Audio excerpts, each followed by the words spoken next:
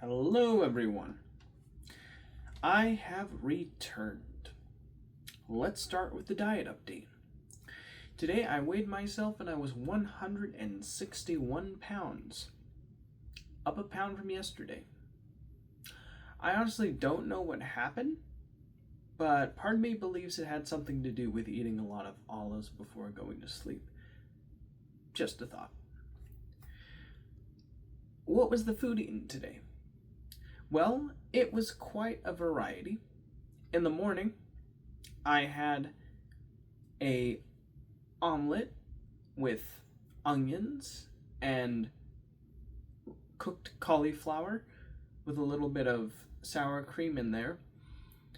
And I'm trying to, sliced up sausage. I think that's about it for breakfast.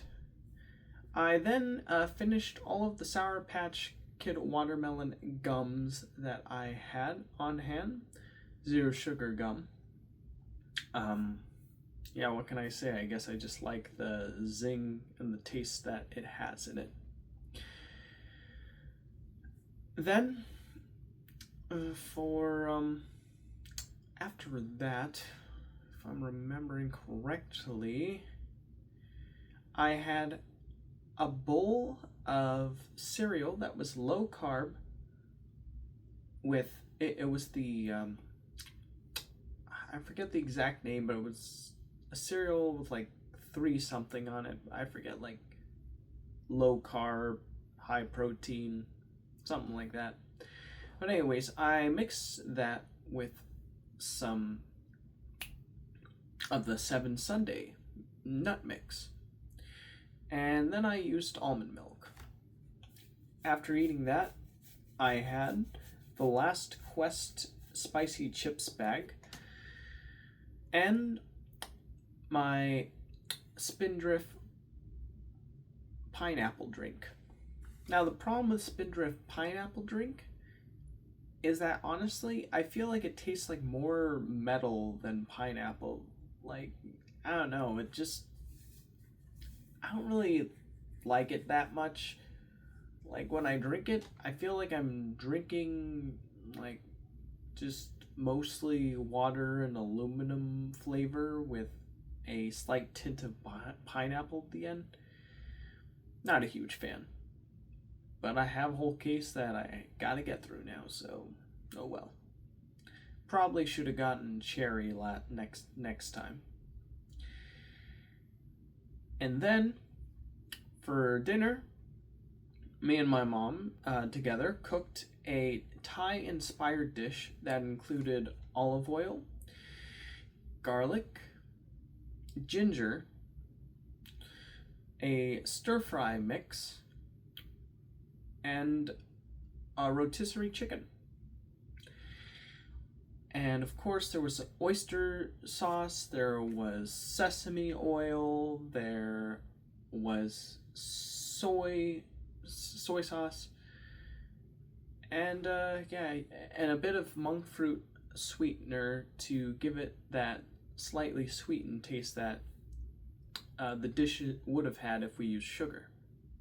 And still had, thanks to the monk fruit allulose blend. And overall, I would give it a big thumbs up. I really liked it. It had so much flavor. The texture was quite good. It had a nice chew to it. It was very tasty. Liked it. Then, the last thing I ate today were 2 little squares of Chalk Zero chocolate, filled with caramel.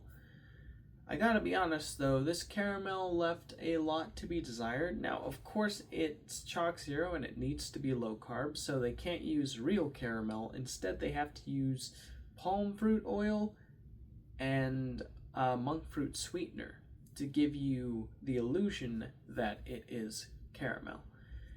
And I have to say, it didn't really fit the bill.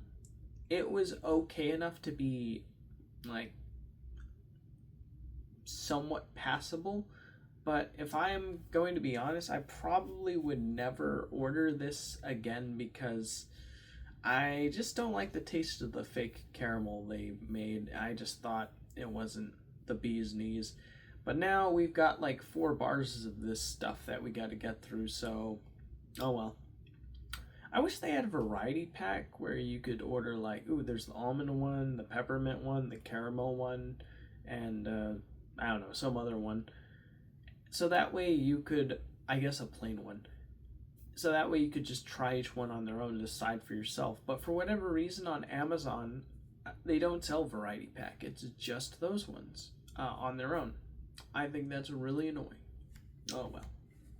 I think if I were to get it next time, I'd probably get the one with the almonds in them because how can you mess up almonds? Like almond chocolate, I think it'd be perfectly good. And I wanted to get that one, but my mom wanted the caramel one, so I got that one. All right. I had that with the tea, which included allulose monk fruit, a little dash of pumpkin spice, and some half and half. And then before recording this, I ate one little itty bitty bite of chicken that was marinating in the stir fry sauce, which I thought was pretty good. Any exercise? I did 2 hours of walking, one in the afternoon while listening to a podcast, and one at night with my mom. And that's the diet update. Let's get on to the daily update. So I was woken up by my mom at 10 o'clock sharp, and I dragged myself out of bed to go to church.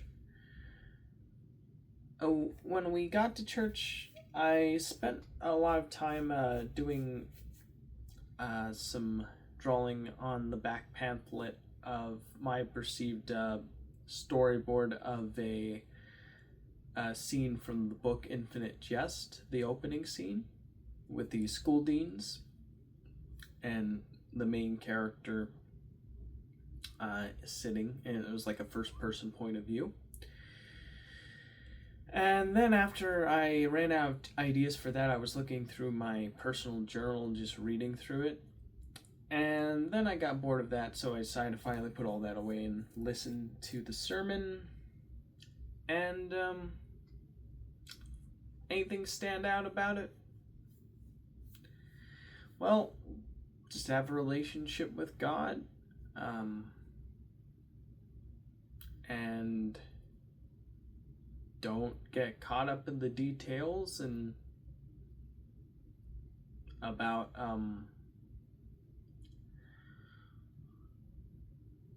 I don't know, semantics, I guess, or doing rigid things. Just accept the Lord as your Savior and friend. Well, after that sermon, me and my mom, we were walking out, but my mom was saying hello to a few people. I was kind of just wanting to go because I was really hungry. So we left and we had the omelet with my sister. My mom and I were all chatting at the table about various things. And then after that, my mom went to a what do you call those things where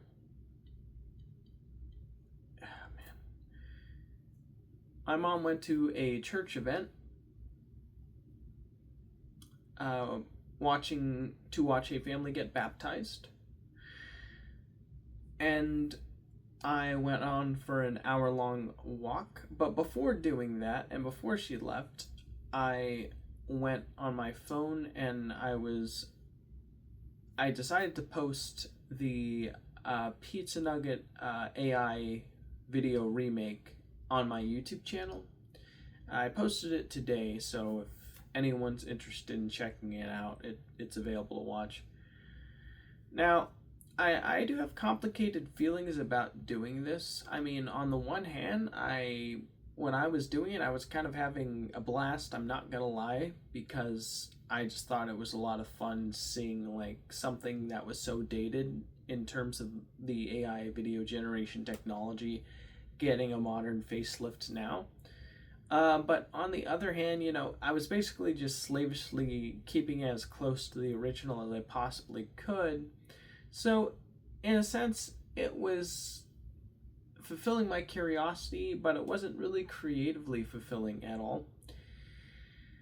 I mean, I was able to add a few, touches here and there that made it feel a little more creatively fulfilling, such as like singing.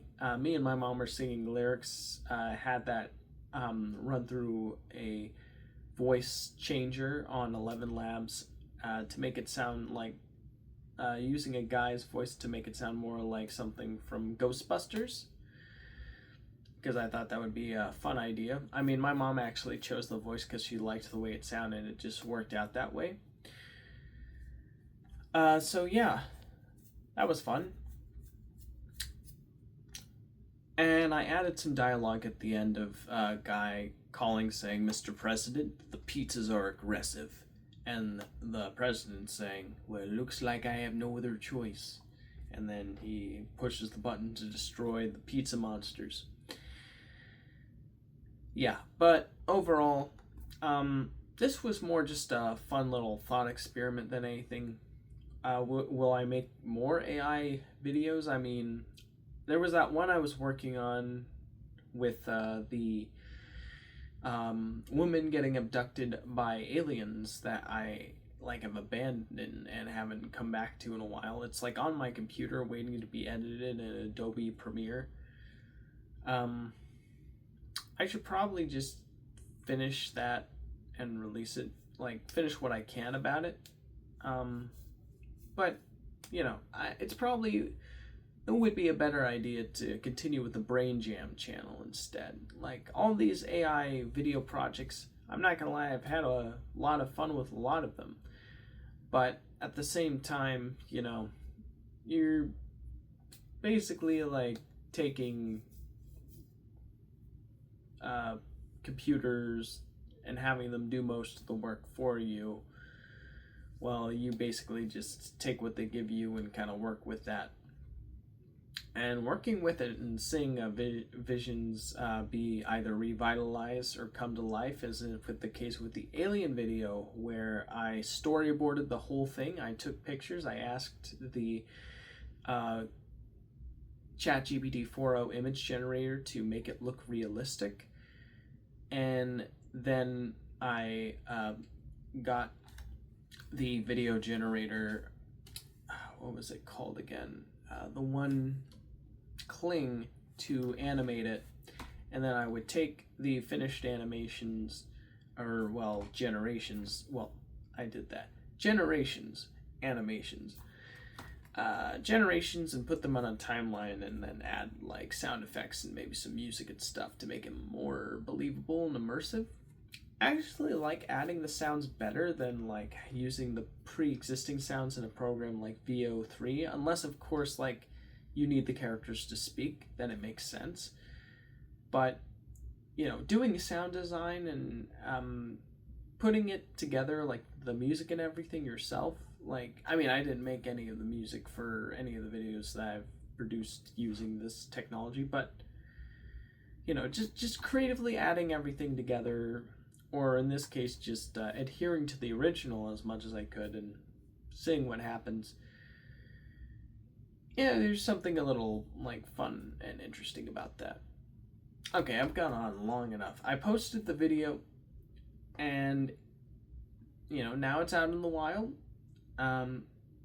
Yeah, my mom and sister want to see it because I showed to them the other day before, but that was when like we had an audio track that I wasn't really satisfied with, so I kind of edited to make the audio sound a little smoother with the voice. But I gotta be honest, it still sounds a little funky, but that's 11 Labs for you. It doesn't really do a great job translating singing. It just does as okay of a job as it can.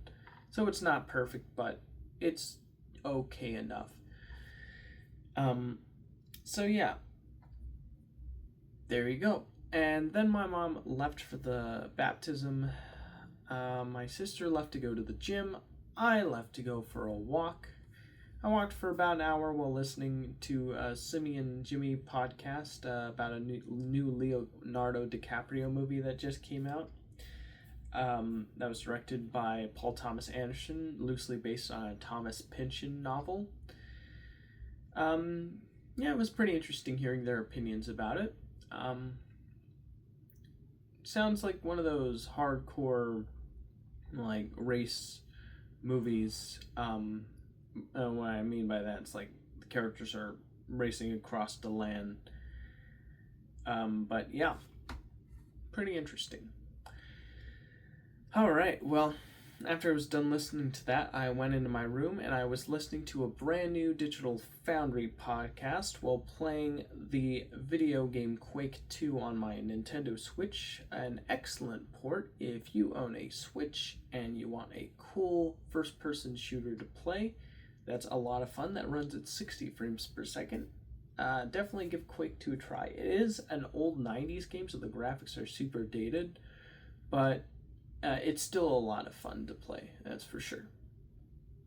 But anyways, yeah, I was playing it and listening to the Digital Foundry podcast, and basically they were talking about how Xbox hasn't abandoned the console hardware business yet, even though things are looking pretty bleak for the brand right now. I mean, they increased the Xbox Series consoles to ridiculous levels, and they are having less and less of a presence in retail stores, and they drastically increased the price of their Game Pass. It's almost as if Xbox just wants to disappear off the face of the earth. Like, it's really weird. I don't know what's going on with them, but yeah, that's a shame. And then next was talking about potential rumors for Red Dead Redemption 2 remaster, which would be nice. I mean, 60 FPS 4K Red Dead Redemption 2 would honestly be good enough. Like, the game doesn't really need all those fancy ray tracing effects. All it needs is just a res bump and a performance boost on modern consoles, and I think pretty much everyone would be happy with that. But yeah, I don't know. I guess we'll have to wait and see. Apparently, the person who leaked the information out was very trustworthy, so that's good to know.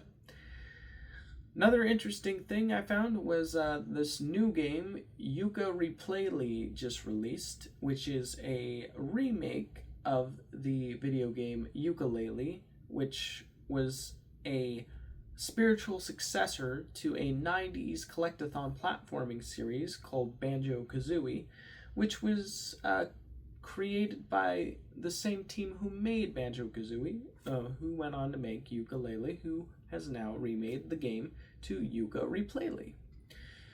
I looked at the game, and to me, it looked like they fixed quite a lot of things with it. I actually have the original game on my Switch 1, but this new version runs at 60 FPS, and it's got an overhaul in its visuals, and it just looks much nicer and cleaner. So I thought, I'll give it a shot. So I don't normally do this. Like, I normally wait for games to either free to download or monthly available games on PlayStation Plus Premium, but I bought this game for $27.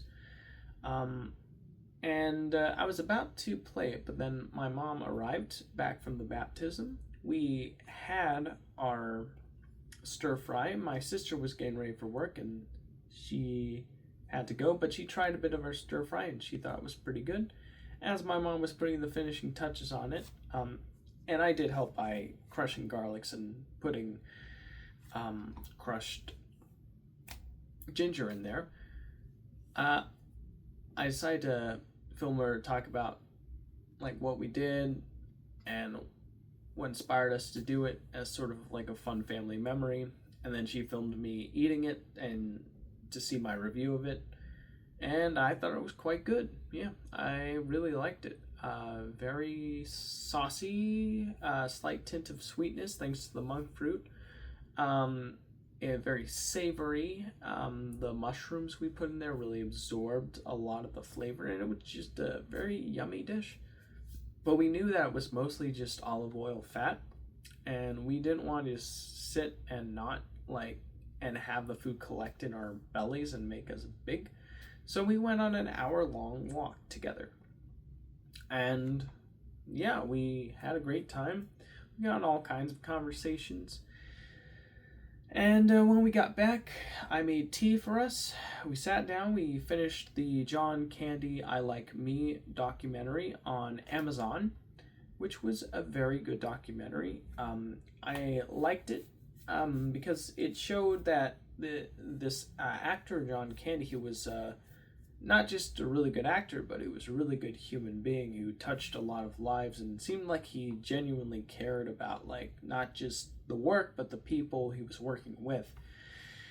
And but the problem was he put others before himself, probably because of the wound of losing his dad at such a young age, and you know that's so sad to see how by the end of his life he was just giving way too much of himself away to the point where he just was getting panic attacks, um and then he was like trying to self-soothe by eating a lot, and ultimately it ended up you know being the end of John Candy. And yeah, it's so sad to see, but what is beautiful to see is that he did affect a lot of people's lives and profoundly changed them in so many ways. So yeah, he was a inspiration in every single movie he appeared in. He left a lasting impression that you still feel like today. Like people still watch movies like Home Alone, um, Planes, Trains, and Automobiles. Um, and yeah, the and Spaceballs, and like his presence in these shows or films is just so impactful and so long lasting. Like he had a warmth on screen, he had a believability, he had a genuineness you don't really see him get a whole lot nowadays. He just brought a feeling of realness to any project he was in, and that's a big inspiration. Like, and that's something I really enjoyed. But after we were done watching the I Like Me John Candy documentary, we then watched this guy with a red bandana talk about California fair food. It was very surreal seeing him talk about this stuff because like I live near California, and you know just seeing him talk about it, like it was surreal seeing people that I probably would be able to meet in real life, like you know being interviewed. And but the food, most of it just looked overly like just kind of gross, like cotton candy burgers, um, Cheeto covered hot dogs, uh, yeah, deep fried sandwiches, mozzarella cheese sandwiches. Like it was just access for the sake of access, you know, like just too much. The only thing that looked good in that whole fair was the cinnamon rolls. Like that looked real tasty. Like I would definitely go there just to get those cinnamon rolls. Everything else though, I mean, if I was feeling really naughty and didn't care about my health at all, then I would totally do it. But since I do care about my health, I'd stay far away. After watching that, I decided to play the game I bought, Yuka Replayly, and I have to say, I have greatly enjoyed it. I do like the fact that it's now 60 frames per second now. I like the fact that the graphics look really good. Like, they look extremely polished and vibrant and colorful. The original game, my big problem with it was that the game just, honestly, it really looked really ugly, the original version. Like, the grass in that game just looked like a Play-Doh texture, and I don't know, I just never liked the way the original ukulele looked. It put me off. But this remake, it like they have actual grass in it now, and like it just, you have all the power-ups at the very start instead of having to slowly collect them throughout the course of the game. And it just it's more fun. Like the controls feel more fluid, and thanks to the frame rate, and I really like it. I give it a thumbs up. I stopped after the completing the cart section of the first level because I wanted to give it some time to digest before going back for more. And so I closed the game down, and then I went to the fridge and took one bite of the chicken that was marinating in the juices of the meal we had previously. I thought it was pretty good. Oh yeah, we did have the chocolate with the tea while watching the John Candy documentary. I don't know if I mentioned that or not, but we did. Yeah, then I decided to record this video. Afterwards, I will be taking my vitamins, brushing my teeth, and going to bed. And that's pretty much my day in a nutshell. Overall, I feel pretty okay about it. I admit I do feel like I am neglecting my own personal endeavors, my, Brain Jam channel. I feel like it's been quite a while since I've gotten into it. I don't know, like 3 or 4 days, right? That's not good. I should be working on that every day. At least half an hour every day is better than not at all every day, right? Yeah, and I should just do more strenuous exercises. I should journal more too. That would probably be a good way to analyze my thoughts and feelings and stuff like that. Some self-therapy. But yeah, that's there you go. Overall, pretty relaxing, pretty good. But I wish I could take more responsibility building towards my own personal future, for which I will. Alright, that'll have to do it for now. Thank you for watching, and I will see you in the next video. Peace, people.